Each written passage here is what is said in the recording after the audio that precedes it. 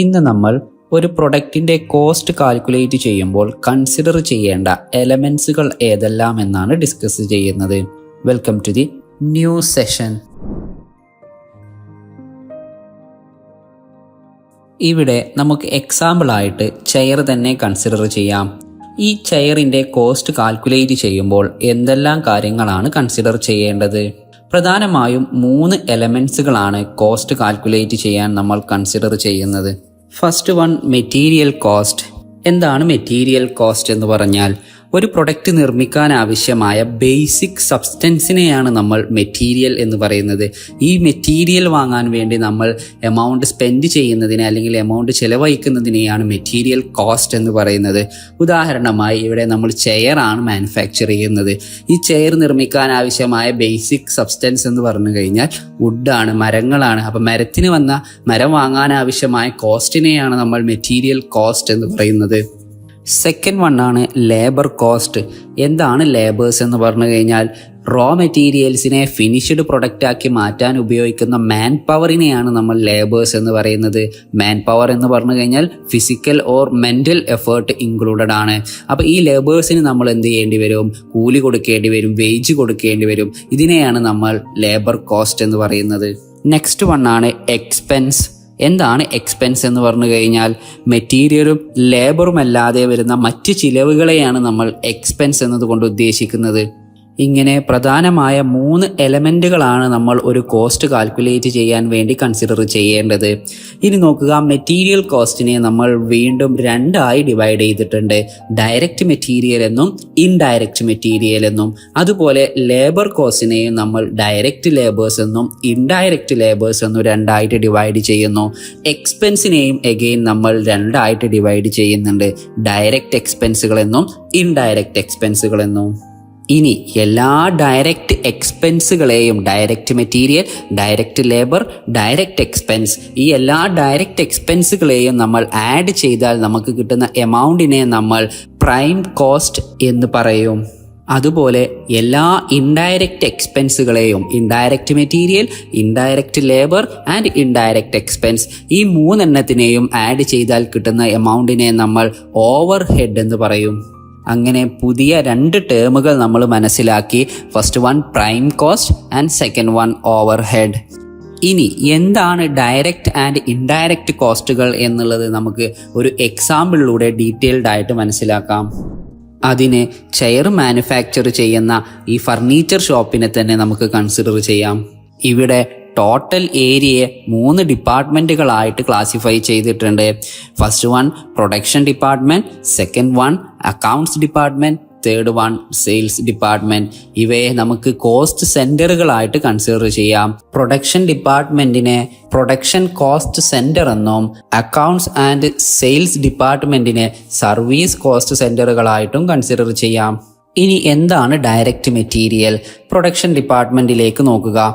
ഇവിടെ ഒരു പ്രൊഡക്റ്റ് നിർമ്മിക്കാൻ ആവശ്യമായ ബേസിക് സബ്സ്റ്റൻസിനെയാണ് നമ്മൾ ഡയറക്റ്റ് മെറ്റീരിയൽ എന്ന് പറയുന്നത്.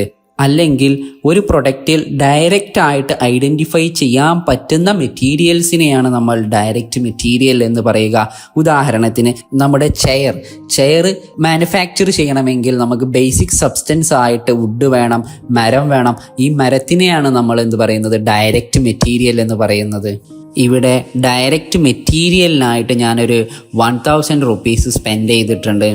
ഇനി എന്താണ് ഡയറക്റ്റ് ലേബർ എന്ന് പറഞ്ഞു കഴിഞ്ഞാൽ റോ മെറ്റീരിയൽസിനെ ഫിനിഷ്ഡ് പ്രൊഡക്റ്റാക്കി മാറ്റുന്ന പ്രക്രിയയിൽ ഡയറക്റ്റ് എൻഗേജ് ആയിട്ടുള്ള ലേബേഴ്സിനെയാണ് നമ്മൾ ഡയറക്റ്റ് ലേബേഴ്സ് എന്ന് പറയുന്നത്. ഇവിടെ 3 എംപ്ലോയീസ് ആണ് ഡയറക്റ്റ് പ്രൊഡക്ഷൻ പ്രോസസ്സിൽ എൻഗേജ് ആയിട്ടുള്ളത്. ഇവിടെ 3 ലേബേഴ്സിനും കൂടി ഞാൻ ലേബർ കോസ്റ്റ് ആയിട്ട് 1500 റുപ്പീസ് സ്പെൻഡ് ചെയ്തിട്ടുണ്ട്. ഇനി എന്താണ് ഡയറക്റ്റ് എക്സ്പെൻസ് എന്ന് പറഞ്ഞു കഴിഞ്ഞാൽ ഇങ്ങനെ പ്രൊഡക്ഷൻ നടത്തണമെങ്കിൽ നമുക്ക് കുറേ എക്സ്പെൻസുകൾ നമുക്ക് ഇൻകേർഡ് ആയിട്ട് വരുന്നുണ്ട്. അതിൽ പ്രൊഡക്ഷനുമായി ഡയറക്റ്റ് റിലേറ്റ് ചെയ്തിട്ടുള്ള എക്സ്പെൻസുകളെയാണ് നമ്മൾ ഡയറക്റ്റ് എക്സ്പെൻസ് എന്ന് പറയുന്നത്. ഉദാഹരണത്തിന് നമ്മുടെ വുഡ് ഫാക്ടറിയിലേക്ക് കൊണ്ടുവരാൻ വേണ്ടി നമ്മൾ ചിലവഴിച്ച ട്രാൻസ്പോർട്ടേഷൻ എക്സ്പെൻസിനെ നമുക്ക് ഡയറക്റ്റ് എക്സ്പെൻസ് എന്ന് പറയാം. അല്ലെങ്കിൽ സ്പെഷ്യൽ ഡിസൈനിങ്ങിന്, ഫോർ എക്സാമ്പിളിന് ചെയർ ഡിസൈൻ ചെയ്യാൻ വേണ്ടി നമ്മൾ എക്സ്ട്രാ കോസ്റ്റ് ഇൻകേർഡ് ആക്കിയിട്ടുണ്ടെങ്കിൽ അതിനെ ഡയറക്റ്റ് എക്സ്പെൻസ് എന്ന് പറയാം. അല്ലെങ്കിൽ പാറ്റന്റിനെ നമുക്ക് ഡയറക്റ്റ് എക്സ്പെൻസുകൾ എന്ന് പറയാം. ഇവിടെ ഡയറക്റ്റ് ട്രാൻസ്പോർട്ടേഷൻ കോസ്റ്റിനായിട്ട് ഞാൻ ഒരു 200 റുപ്പീസ് സ്പെൻഡ് ചെയ്തിട്ടുണ്ട്. ഈ എല്ലാ ഡയറക്റ്റ് എക്സ്പെൻസുകളുടെയും ടോട്ടൽ തുകയെയാണ്, അല്ലെങ്കിൽ ടോട്ടൽ ഡയറക്റ്റ് എക്സ്പെൻസിനെയാണ് നമ്മൾ പ്രൈം കോസ്റ്റ് എന്ന് പറയുന്നത്. അപ്പോൾ എങ്ങനെയാണ് പ്രൈം കോസ്റ്റ് കാൽക്കുലേറ്റ് ചെയ്യുക? Prime cost equal to direct material plus direct labour plus direct expense which is equal to 2700. ഇനി എന്താണ് ഇൻഡയറക്റ്റ് കോസ്റ്റുകൾ എന്ന് നോക്കാം. First one, indirect material. ഒരു പ്രൊഡക്റ്റിൽ നമുക്ക് ഡയറക്റ്റ് ആയിട്ട് ഐഡൻറ്റിഫൈ ചെയ്യാൻ പറ്റാത്ത മെറ്റീരിയൽസുകളെയാണ് നമ്മൾ ഇൻഡയറക്റ്റ് മെറ്റീരിയൽ എന്ന് പറയുന്നത്. ഉദാഹരണത്തിന് ഈ ചെയറിൽ നമുക്ക് ഡയറക്റ്റ് ആയിട്ട് ഐഡൻറ്റിഫൈ ചെയ്യാൻ പറ്റാത്ത ഒരു മെറ്റീരിയൽ കോസ്റ്റാണ് ഇത് മാനുഫാക്ചർ ചെയ്യുന്ന സമയത്ത് ഉപയോഗിച്ചിട്ടുള്ള മെഷീൻസിൽ ഉപയോഗിച്ചിട്ടുള്ള ഗ്രീസുകൾ അല്ലെങ്കിൽ ഓയിൽസ് ഒക്കെ. ഇതിനു വേണ്ടി നമ്മൾ എമൗണ്ട് സ്പെൻഡ് ചെയ്തിട്ടുണ്ടായിരിക്കും. ഇതും ഒരു മെറ്റീരിയലാണ്. പക്ഷേ ഇതിൻ്റെ ആ ഒരു സബ്സ്റ്റൻസ് നമുക്ക് ആ ഒരു ചെയറിൽ നമുക്കൊരു കാരണവശാലും ഐഡൻറ്റിഫൈ ചെയ്യാൻ കഴിയില്ല. So it is an indirect material. Indirect material purchase ചെയ്യാനായിട്ട് ഇവിടെ ഒരു 200 റുപ്പീസ് സ്പെൻഡ് ചെയ്തിട്ടുണ്ട്. ഇനി എന്താണ് ഇൻഡയറക്റ്റ് ലേബർ എന്ന് പറഞ്ഞു കഴിഞ്ഞാൽ, ഒരു പ്രൊഡക്ഷൻ പ്രോസസ്സിൽ ഡയറക്റ്റ് എൻഗേജ് ചെയ്യാത്ത ലേബേഴ്സിനെയാണ് നമ്മൾ ഇൻഡയറക്റ്റ് ലേബർ എന്നതുകൊണ്ട് ഉദ്ദേശിക്കുന്നത്.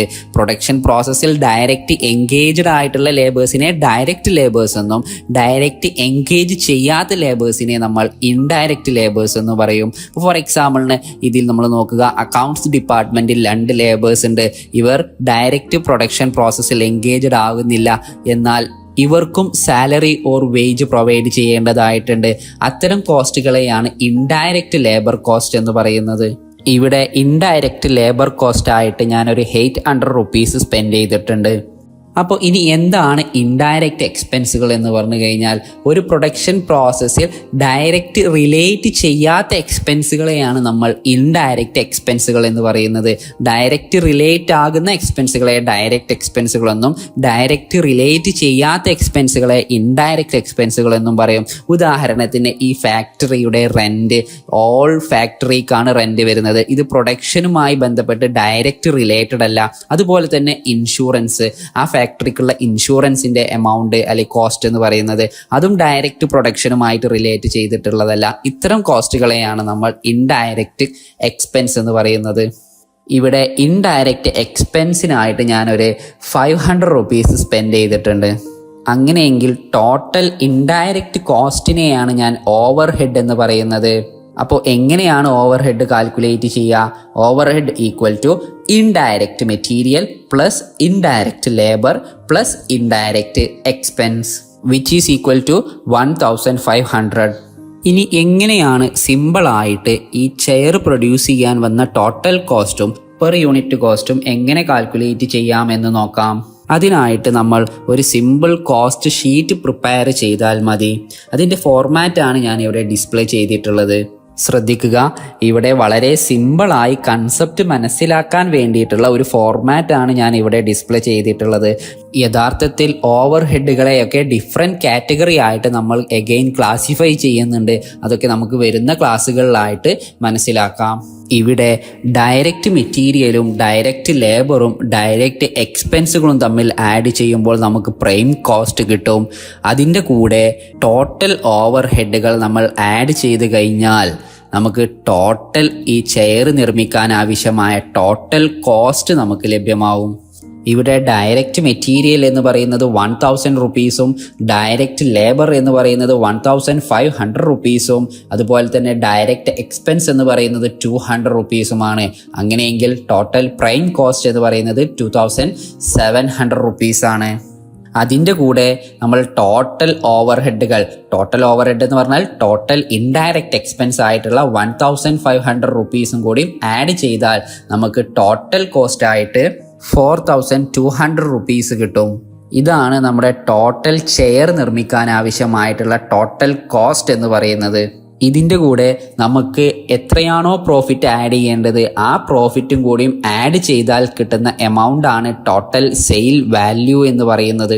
ഉദാഹരണത്തിന് ഇവിടെ ടോട്ടൽ കോസ്റ്റിൻ്റെ 10% ഞാൻ പ്രോഫിറ്റ് ആയിട്ട് ആഡ് ചെയ്ത് കഴിഞ്ഞാൽ എനിക്ക് കിട്ടുന്ന ടോട്ടൽ സെയിൽ വാല്യൂ എന്ന് പറയുന്നത് 4620 റുപ്പീസ് ആണ്. ഇപ്പോൾ ടോട്ടൽ കോസ്റ്റ് നമ്മൾ കാൽക്കുലേറ്റ് ചെയ്തു 4200 റുപ്പീസ് എന്നുള്ളത്. ഇനി എങ്ങനെയാണ് പെർ യൂണിറ്റ് ഒരു ചെയറിന് വന്ന കോസ്റ്റ് നമ്മൾ കാൽക്കുലേറ്റ് ചെയ്യുക? വളരെ സിമ്പിളാണ്. Total cost divided by number of unit produced. ഇവിടെ എത്ര യൂണിറ്റ് ചെയർ ആണ് പ്രൊഡ്യൂസ് ചെയ്തിട്ടുള്ളത്? 9 ചെയേഴ്സ്, 9 ചെയേഴ്സ് ആണ് ഇവിടെ പ്രൊഡ്യൂസ് ചെയ്തിട്ടുള്ളത്. അപ്പോൾ total cost divided by 9 which means 4200 divided by 9 which is equal to 466.